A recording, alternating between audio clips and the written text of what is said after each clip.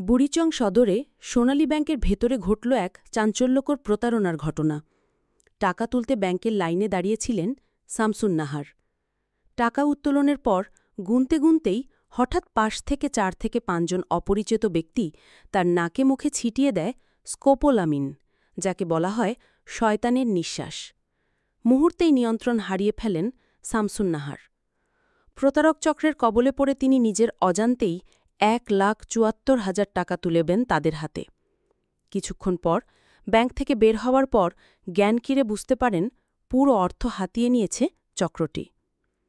এমন ঘটনা একেবারেই নতুন নয়। সম্প্রতি একই উপজেলার কংসকরনগর সোনালী ব্যাংকেও একই কায়দায় প্রতারণার ঘটনা ঘটেছে। ঘটনার পুনরাবৃত্তি ব্যাংক কর্মকর্তাদের নড়েচড়ে বসিয়েছে। শাখা ব্যবস্থাপক জহুর আহমেদ সবাইকে সতর্ক থাকার আহ্বান জানিয়েছেন। ইতিমধ্যে ভুক্তভোগী শামসুন নাহার বুড়িচং থানায় লিখিত অভিযোগ দায়ের করেছেন।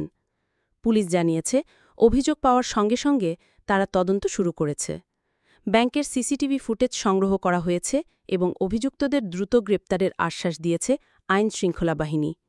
উল্লেখ্য, ভুক্তভোগী শামসুন নাহার স্থানীয় মোহাম্মদ আব্দুল মালিকের স্ত্রী। পরিবারের প্রায় ১৫ লাখ টাকার ঋণ শোধ করতে বিদেশ থেকে পাঠানো কিস্তির টাকা তুলতেই বুধবার ব্যাংকে গিয়েছিলেন তিনি।